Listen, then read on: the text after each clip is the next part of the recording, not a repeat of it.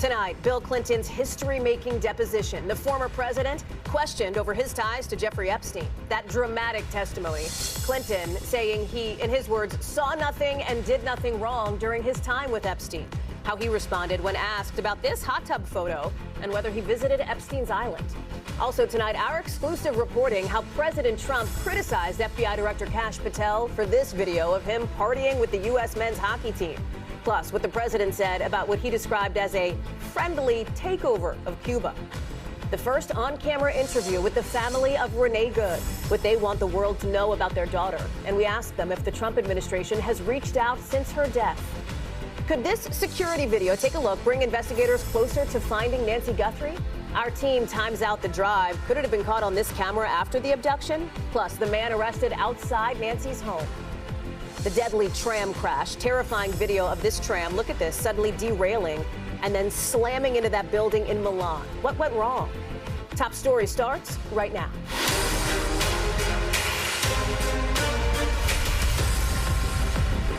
Good evening. I'm Hallie Jackson in for Tom tonight, and we begin tonight with the historic moment for former President Bill Clinton, questioned by lawmakers today over his ties to convicted sex offender Jeffrey Epstein.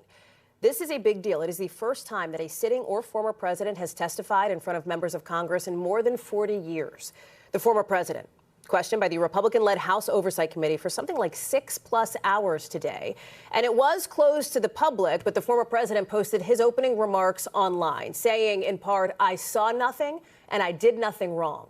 Clinton, under renewed scrutiny for pictures like the ones you're looking at here that appeared in the Epstein files, showing him on a plane, in a hot tub, with somebody whose face is redacted, alongside the disgraced financier, the convicted sex offender.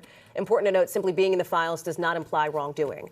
It comes just a day after his wife, the former Secretary of State, Hillary Clinton, also testified, saying afterward to reporters she never knew Epstein. Now, neither Clinton has been charged with any crime. Ryan Nobles is on the ground near the Clinton home in Chappaqua. He leads us off tonight.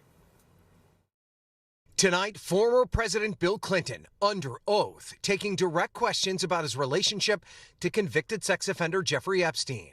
Clinton opened the hearing by making it clear he was not aware of any of the late financier's criminal activity. "I know what I did, and more importantly, what I didn't do," Clinton said. "I saw nothing, and I did nothing wrong." Clinton was pressed by both Republicans and Democrats about the many times he appears in the Epstein files, including this photo taken of the former president in a hot tub. Clinton telling the committee he did not know the woman he was pictured with, and he did not have sex with her. That according to a person inside the room for the deposition, who also said Clinton insisted repeatedly that he did not visit Epstein's island. You had some very direct and pointed questions for the president. Yeah, we weren't letting him off the hook in any way. We were asking him very specific questions, very hard questions. And to his credit, he's been answering every single one of them. Clinton has denied any wrongdoing and has never been accused of any crimes related to Epstein. President Clinton, as of right now, is cooperative and answering all of our questions. Clinton also asked about President Trump. The president went on to say that the president, Trump, has never said anything to me to make me think he was involved, and he meant with Epstein. But Democrats say Clinton described a conversation he had with Trump where he said he ended his relationship with Epstein over a bad land deal. President weighing in again today on Clinton's deposition. I don't like seeing him depose, but, they certainly went after me a lot more than that. Ryan is joining us now live from New York. And Ryan, obviously incredibly high interest in these depositions, the tone, the questioning, et cetera. We're going to see it on video. When do we expect those videos to come out? Well, it's a bit more of a complicated process than you might think, Hallie. There's only one person who runs the video department for the House Oversight Committee. They were responsible for videotaping both depositions for Secretary Clinton and for President Clinton. They now have to go through every single minute of both depositions to make sure everything is accurate and can be released to the public before it is something that can be distributed widely. But the committee said that they are committed to getting it out as soon as possible, and it's very likely that we'll see it as soon as early as next week. Hallie? And worth noting, Ryan, the Clintons wanted that public originally anyway. Ryan Nobles, thank you very much. Let me bring in Susan Page now, the Washington bureau chief for USA Today. She has been covering the White House for decades. Susan, we are so glad to have you with us. It's good to see you. Hey, Hallie, it's great to be with you. So you've covered the Clintons for a long time, other presidents too. And this is a moment, I mean, just take a step back, 30,000 feet. Very, very rare to see a former president take questions from anybody in the legislative branch like this. Yes, to take questions against his will. He didn't want to be here. We've had presidents testify before, but in a more voluntary way. But of course, President Clinton has been breaking these kind of precedents through his political life. You remember during his second term in office, he became the first sitting president to testify before a grand jury. That was in the Paula Jones case. So this is a president and also a former Secretary of State with a lot of experience of being in just these kinds of forums. You know, we heard from Congresswoman Nancy Mace. She's on the House Oversight Committee. We saw her up there in Chappaqua. She said that the former president did try to answer every question asked, even when his attorney told him not to. We've got to kind of see what comes out. He was clearly asked about some of these moments, asked about, as we mentioned, that hot tub picture, for example, asked about any visit to Epstein Island. What are you going to be looking for once those transcripts and video is released? Well, let's see what he acknowledges and what he doesn't. One of the things we've seen in the past when President Clinton has been questioned about difficult issues is that he is very lawyer-like. He really has prepared. He understands what it is he needs to acknowledge, but he also tries to turn on some charm. We had even the chairman of the committee come out and say he had that Southern charm, so he can be kind of discursive. And I'll be interested if just how his personality comes through there. That's in some contrast to Hillary Clinton, who tends to be pretty crisp and disciplined when she's questioned. It also, I wonder if you are having an echo of a moment when we heard, another incredibly high-profile moment from former President Clinton, and that was obviously everything related to Monica Lewinsky. It led to his impeachment. Of course, he was ultimately acquitted, et cetera. But give me your sense of how much sort of the past may be either weighing on him or at least, as I said, kind of an echo of today. There are really when you look at President Clinton's legacy, there are two sides to it. There's one of a two-term president. He really got the Democratic Party back in the game at a point when they were having trouble winning the presidency. And yet he is, I think, constantly been dogged by controversies and scandals and questions back to his first presidential campaign when he faced questions about marital infidelity and whether he had dodged the draft. And so you can really see two presidents Clintons, and you can see supporters of him point to his record as president and opponents of him pointing to questions about his personal behavior.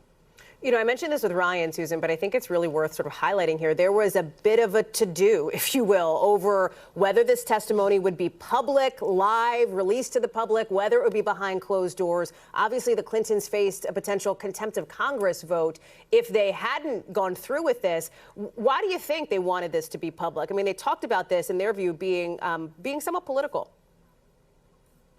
They did not want the Republicans to cherry pick what got put out. If they didn't want to testify, they didn't have a choice really once some Democrats joined with Republicans to seek a contempt citation. But if they were going to testify, they wanted every word they said to be released. And I think it's good for all of us, good for journalism, good for Americans, good for voters, that they're going to release both of these videos so that Americans can look at them and see what they think. Susan Page, we're so glad to have you with us tonight. Thank you very much for being with us.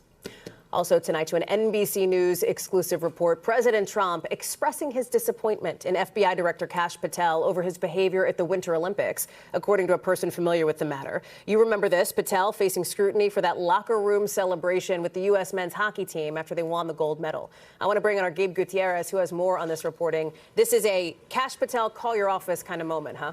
Yeah, no kidding, Hallie.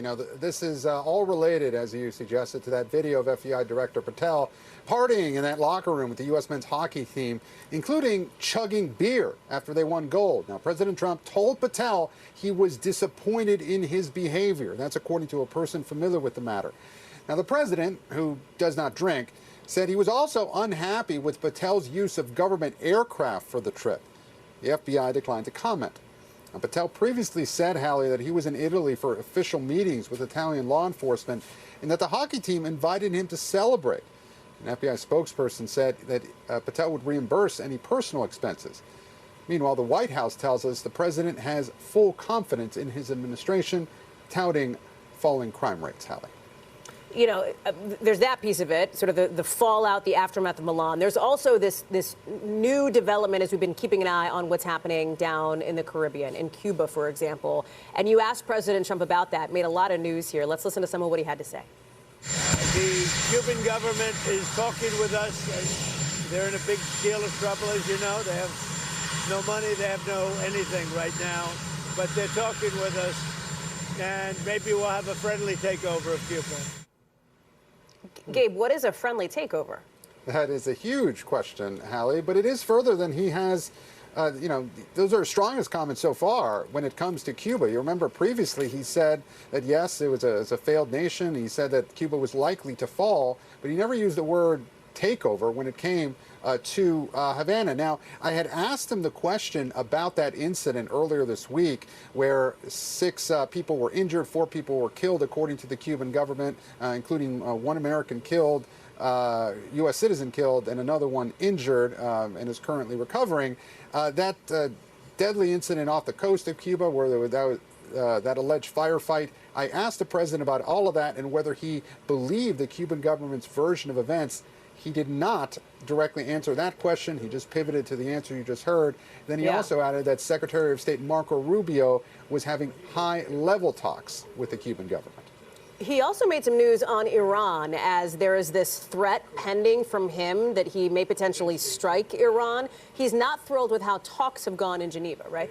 No, he's not. And it stands in contrast to what the mediator, for example, Oman's foreign minister, who met with Vice President J.D. Vance, said today, who said that essentially peace was in sight. Well, the president didn't appear to echo that sentiment. He said he was not happy with how these nuclear negotiations have gone. He says that in a series of appearances today that the Iranians keep asking for some type of nuclear enrichment. He doesn't want that. And he says that Iran still has not said what he considers to be the magic words, that they will not pursue a nuclear weapon. So, of course, tensions remain high in the region. The U.S. Embassy in Jerusalem has said that any employees, if they want to leave, they should leave immediately. Of course, the president has not yet made a decision on any military action in Iran, but the region, as I said, is on edge. Certainly is. Gabe Gutierrez live for us there on the North Lawn after a busy afternoon and evening. Gabe, thanks. To a dramatic day in Georgia now in court. The father of a school shooter facing charges for allegedly giving his son the gun, taking the stand in his own defense. Aaron Gilchrist is there. Tonight, Colin Gray telling a Georgia jury he saw no warning signs his son Colt was capable of a mass shooting. You know,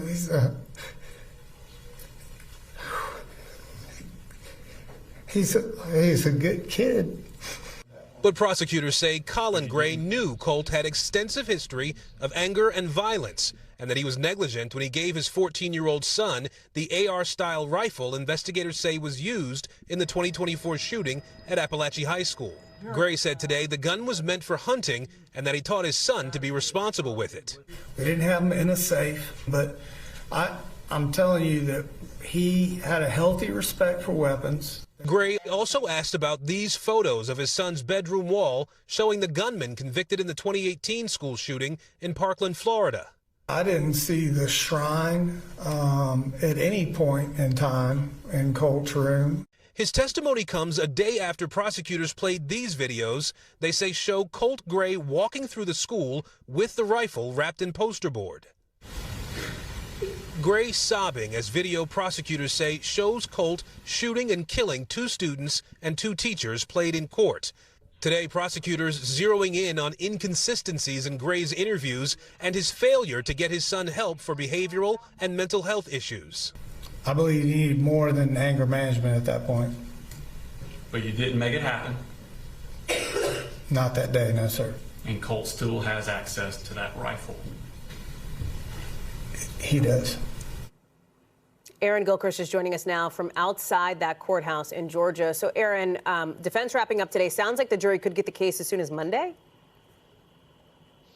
Yeah, you're absolutely right. The defense and the prosecution actually went a little longer today than they were expected to go in this direct examination and then cross-examination of Colin Gray. The prosecutors spent more than 3 hours grilling him with questions throughout the afternoon today. That's after his attorneys questioned him for several hours this morning as well. It looks like Monday afternoon we could hear closing arguments from the attorneys in this case, and then the jury would get the case at that point. And remember, this is after 9 days of testimony. 10 if you include Colin Gray himself. More than 60 witnesses testified. There were many pieces of surveillance video from the school, as you saw in our piece there, and all these witnesses, including students who were shot and students who witnessed the shooting that happened at Appalachia High School. The jury's going to have to consider all of that evidence when they look at the 29 charges that Colin Gray is facing.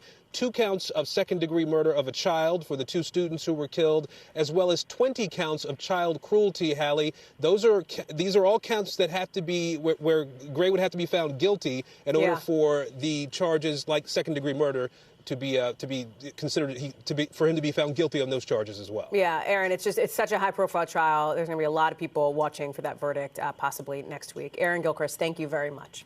To the major fight now erupting tonight between the government and one of the most important AI companies in the world. At issue, whether the Pentagon can use Anthropic's tech to carry out deadly strikes on its own, meaning a computer making more of the key decisions on who lives and who dies. Tom Costello explains.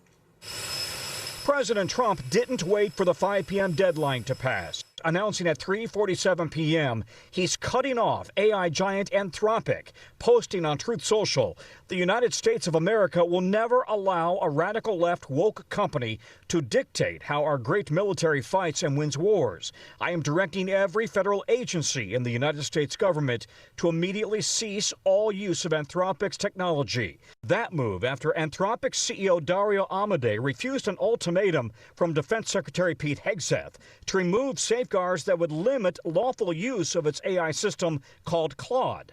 Amodei insisting on protections to prevent Claude from being used for mass domestic surveillance or for fully autonomous weapons that would take humans out of the loop from selecting targets.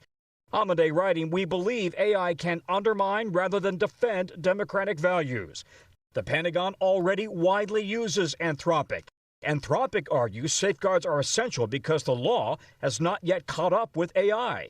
Ultimately, this is an issue of trust between the American public and the military it supports and the company, in this case Anthropic, and the technology it possesses. In a memo, Anthropic's arch rival, OpenAI CEO Sam Altman, said he's interested in a deal with the Pentagon, but we have long believed that AI should not be used for mass surveillance or autonomous lethal weapons. One other late development. Late today, Secretary Hegseth posted on X that Anthropic is now a risk to national security, and any business that does business with the military cannot do business with Anthropic. Hallie? Tom Costello, thank you very much. We'll take you to Arizona now, where the search for Nancy Guthrie is getting close to an agonizing 5th week, with investigators poring over thousands of hours of footage, including this new video showing a car near Nancy's home the night she was taken. So is it even feasible that car could have been involved? Our Liz Kreutz times it out. Tonight, investigators painstakingly going through the thousands of hours of footage amassed from Nancy Guthrie's neighborhood, including this video obtained by Fox News Digital, which the Pima County Sheriff says is part of the investigation. How relevant it will be is not yet known. It was taken about 2.5 miles from Nancy's home. But the timing of when the car went down the road appears to line up with the time Nancy disappeared. According to the timeline from the sheriff, Nancy Guthrie's pacemaker disconnected from her phone that was inside the home at 2:28 a.m. Fox News Digital says that new Ring camera footage was taken 8 minutes later at 2:36 a.m. We did the drive between the two homes. You can see the winding roads. This isn't the quickest way out of Nancy's neighborhood, but it does avoid the biggest intersections. All right, so it took us just over 6 minutes to get here. Obviously, we don't know if that car was the abductors, and even if it was, we don't know what route they would have taken and how long it would have taken them to get out of the house. It's a relevant lead, but you always got to work that lead. Can you pick it up? anywhere between there and the crime scene. That strengthens the case. Meanwhile, outside Nancy's home last night, this man, identified as 34-year-old Antonio de Jesus Peña Campos, was arrested on misdemeanor DUI charges, according to the sheriff's office. Officials say it's not related to Nancy's case. And tonight, another post from Savannah with an important reminder that any tip can be anonymous. Please be the one that brings her home. Let me bring in Liz, who's joining us now from Tucson. Can we pick up on that? What Savannah, our dear friend and colleague, had posted this anonymous tip. How people might be wondering, how does that work? Is it really anonymous? Is it really no questions asked? Yeah, Hallie, experts we've talked to say when they say no questions asked, which they are in this case, they truly mean it. And they say that how it works is if you want to submit an anonymous tip, you can do it in 3 ways. You can go online or by calling 1-800-CALL-FBI and submit it to the FBI. If you don't feel comfortable calling law enforcement, you can also submit it through Crime Stoppers. What will happen is that you will get a code or a PIN number related to that tip. And if your tip then ultimately qualifies for the reward, you will get alerted through that PIN number on the portal. And then all you have to do is go to a neutral location that's decided upon, maybe a place like a post office, and you can pick up that reward, likely in cash, simply by just giving that PIN number. You do not need to show an ID. Experts truly say nobody needs to know who you are. Hallie. Liz Kreutz, so many people, of course, in this building where you are around the country hoping for a break in this case so much. Liz, thank you. We're also following some big developments tonight on that blockbuster battle for Warner Brothers Discovery. Warner Brothers has now formally signed an agreement to be acquired by Paramount Skydance. That's just a day after Netflix backed away from this deal, which effectively closes the curtains for now on this heated Hollywood bidding war. Here's the if. If regulators sign off, that's still a big if, the merger would combine 2 of the oldest film studios and give Paramount the HBO Max streaming platform, along with several cable channels, including CNN. That's one to watch. Still to come tonight, the family of Renee Good sitting down for their first on-camera interview, their emotional message to the officer who killed her. I prayed for him. You're praying for him? Tell me why. Plus, their reaction to the protests sparked by Renee's death. And the moon mission shakeup, the big overhaul at NASA, including a new timeline for the Artemis program. But first, top stories, top moment, and the special performance from a young wedding singer. 12-year-old Gideon putting on quite the show for his mom on her wedding day. Take a look at this. It's for the way you look at me. Oh, it's for the only one I see. It's very, very extraordinary. It's even more than anyone that you adore can. I mean, get that kid a recording contract. Are you kidding? He's amazing. His mom, Sarah, says the moment was made possible by Gideon's big sis, who taught him how to sing and inspired his love of performing. Clip and save this. You're seeing that kid on Broadway in 10 years. Stay with us. We got more top story on the way.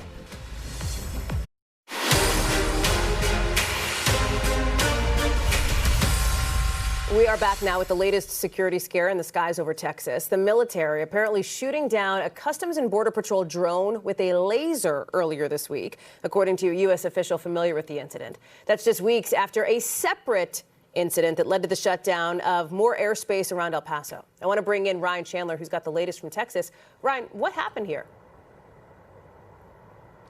Well, so, Hallie, our best assessment is that there's the official story that we heard this morning from the Pentagon and from the other agencies involved here, the FAA and Border Protection.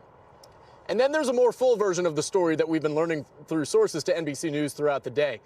Here's what we're learning. The latest information says that, yes, a Customs and Border Protection, they flew a drone into military airspace near Fort Hancock, Texas, a very isolated area about an hour south of El Paso, right on the border there.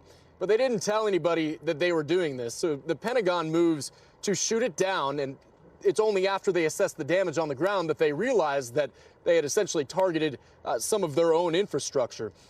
An interesting part here, Hallie, they say that the Pentagon says that proper protocols were followed before the laser system was used. So the question remains, and I'm sure we'll hear this from oversight on Capitol Hill, is was proper protocol followed during the use of that laser?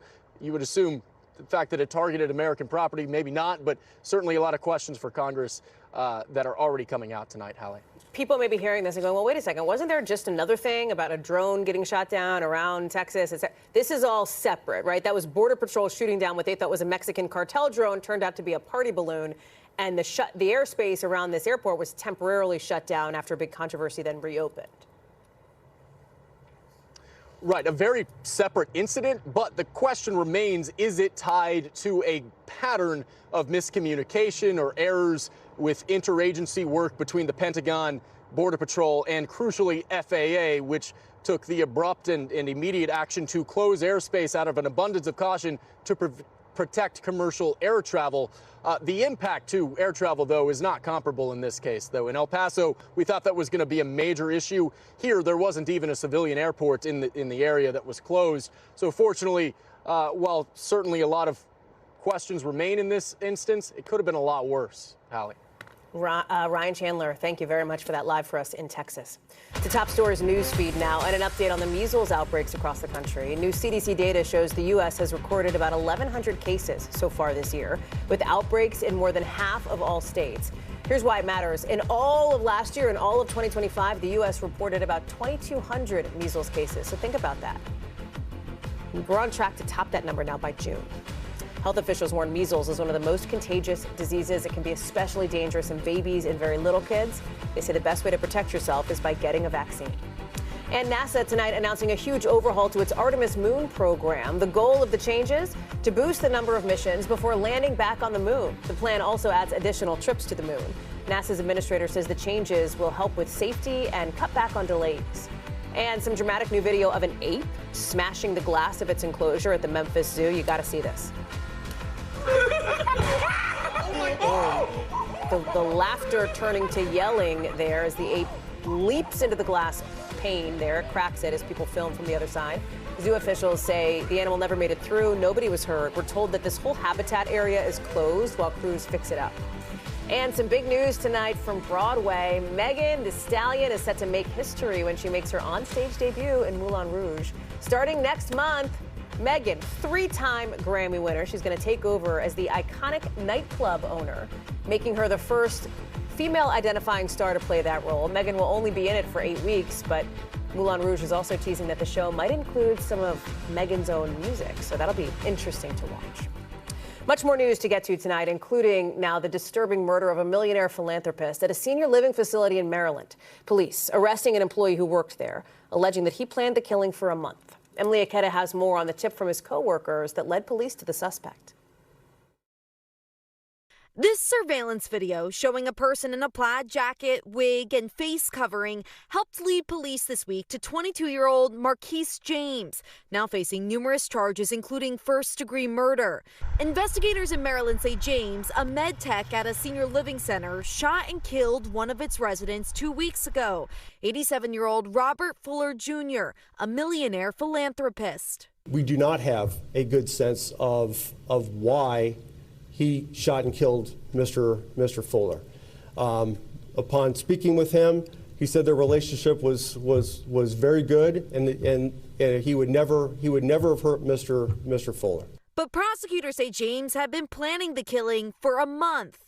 After police released surveillance video, court documents show staff members recognized the suspect's unusual gait, according to a tipster, and believe James has worn a jacket matching the likeness on prior shifts. Investigators also linked the handgun from the murder on February 14th to a traffic stop on the 24th through shell casings. Police say James, seen here, shot at a state trooper before taking off. He was arrested later that day. Without a doubt, our Maryland State Trooper escaped an outcome that could have ended much differently. A defense attorney for James, who has not yet entered a plea, tells NBC News that James cooperated with police from the outset and will undergo a mental evaluation. While Fuller's loved ones tonight are reflecting on his life as a longtime attorney in Maine, Navy Reserve officer, and author. If I can make it to 87 years old and have accomplished a small fraction of what he was able to do in his life, I'll feel I led a full life. As for where this investigation goes next, police say they're hopeful more people will come forward to share insights on interactions with James, whether it be at work or in his personal life. They're also going to be looking at his electronic devices, according to police, to see who he has been in touch with, what he has been searching for, all to get, hopefully, an answer around that key question around why, as they're trying to get a better understanding around any possible motive here. Hallie? Emily Aketa, thank you very much for that. To our interview now with the family of Renee Good, the 37-year-old mother shot and killed by an ICE officer in Minneapolis. DHS says that officer acted in self-defense when Good drove her car towards him. Tonight, Maggie Vespa sits down with her family for their first interview together. We will not put up with ICE! The shooting death of Renee Good sparked protests and later helped prompt the shakeup of ICE operations in Minneapolis. But tonight, her family tells us they still have not watched those videos of her final moments. Have you watched the moment Renee was shot? I have not. I can't bring myself to do that. I think we've all intentionally just let that go. The most we've seen is when, you don't have a choice and you're just, something pops up and you see a split second and you realize what it is. And I think all of us have been just pretty quickly not continuing to watch. Can't imagine how traumatizing that is, just like on your timeline. Yeah, all the time. I mean, it's crazy how immediately and pervasive it was. The only thing I saw of that day was her saying, "I'm not mad at you." And that was so Renee. Those words to the officer. Mm-hmm. I'm not mad at you. And that was just her, We spoke to her mother, Donna, father, Tim, and brothers, Brent and Luke. We want to share our Renee. Your Renee. Yeah. And with the people who have been so kind to us. Remembering her as a devoted mother with an infectious laugh, they tell us Good never mentioned concerns about immigration operations in her neighborhood or plans to monitor ICE. What did it feel like to get that phone call? It was disbelief for me at first. It didn't make any sense. I felt the overwhelming peace that God said, "I've got Renee. It's okay. And I'm going to walk with your family through this. You're not going to be alone." The Department of Homeland Security says Good had been blocking ICE officers and was ordered to get out of her car, but instead accelerated towards an ICE officer who DHS says fired in self-defense. They said she was ordered to get out. She hit the gas. She was driving toward an officer. What do you make of that? I think they have their narrative. I think they have to support their narrative. And we'll just let that go and really get back to focusing on who we know to Renee she was to our family. They hoped Good's death would bring calm to Minneapolis. Have you had any contact with the president or a member of his administration? No. Would you want that? Would you welcome that? I would, I have no problem sitting down talking to anyone, so I'd be glad to talk about our family to anybody in the administration.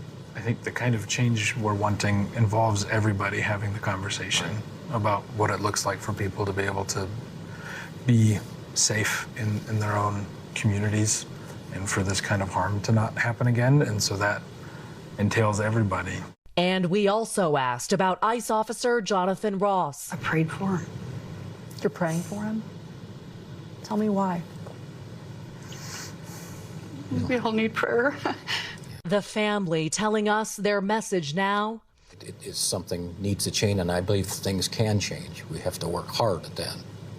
You believe things can change? I think so. We can change, and I think we should change, and I think we will change if we work hard. We have to make a better path forward for all of us as a country, caring for each other, as families, communities, fellow Americans across the board. The family of Renee Good met with us with their attorney present, telling us they're weighing legal action, but they've made no decisions. Back to you. Our thanks to Maggie Vespa for that reporting. Coming up, the deadly crash in Milan, a tram carrying dozens of people. Look at this, barreling off the tracks, right into that building. So what went wrong? We are back now with a scary tram derailment in Milan. At least 2 people. Look at this video here out of Italy. We're going to show it to you. The moment that the tram swerves off the tracks. Right there. Look at that. Off the tracks, slams into that building right in the city center. Dozens of people ended up hurt. It happened right on the heels of the Winter Olympics and right in the thick of Milan's Fashion Week. I want to bring in Raf Sanchez, who's been following all of this closely for us. What do we know about what happened here, Raf, and any other word on the injuries or cause? Yeah, Hallie, so really scary moment. As you said, it happened right in the heart of Milan. This is one of the main avenues in the city there. You see the number 9 tram. It's going down the tracks. It's going at fairly high speed, but everything seems to be fairly normal. And then all of a sudden, it just swerves violently, crosses over the road. It slams into that side of that building, and there is just scene of chaos that follows. 1 person killed aboard the tram, 1 person killed on the street, just in the wrong place at the wrong time as that tram went veering through. Around 40 others injured. Thankfully, according to Italian authorities, none of those injuries appear to be life-threatening. Hallie. And then, Raf, do we know how this even happened in the first place? Yeah, Hallie, so investigation's still underway, but the mayor is saying this appears to be human error on the part of the driver. He was supposed to switch the tracks. It seems, according to the mayor, that he didn't do that. It isn't clear why. This is a fairly experienced driver, and he was only an hour into his shift. It's not like he was tired, working overtime. So we will see how that investigation plays out. But the public transport company in Milan is saying they are now working with prosecutors to get to the bottom of this. The driver himself is in hospital, and it doesn't seem that he's been interviewed yet, but I'm sure he will be. Hallie. Raf Sanchez, thanks for keeping us updated on that one. Staying overseas now with Top Stories Global Watch, starting with new deadly fighting between Pakistan and Afghanistan. Both sides launching attacks across their border overnight. That's leading Pakistan's defense minister to say the 2 countries are in open war. Afghanistan's Taliban rulers responded today, claiming they are now willing to negotiate. All of it after a Qatari-mediated ceasefire ended the fighting late last year, but failed to produce any lasting peace. And reps from FIFA are now planning to head to Mexico to scope out potential security and transportation issues ahead of the World Cup. That is new today from the Mexican president, Claudia Sheinbaum. It comes as the country is facing growing pressure after violence and chaos this week when the Mexican army killed a powerful drug lord. FIFA's president says he has full confidence in Mexico hosting games for the World Cup. Remember, that's set to start in June. Thanks so much for watching Top Story. I'm Hallie Jackson in Washington. Stay right there. We've got more news now on the way. We thank you for watching. And remember, stay updated on breaking news and top stories on the NBC News app or watch live on our YouTube channel.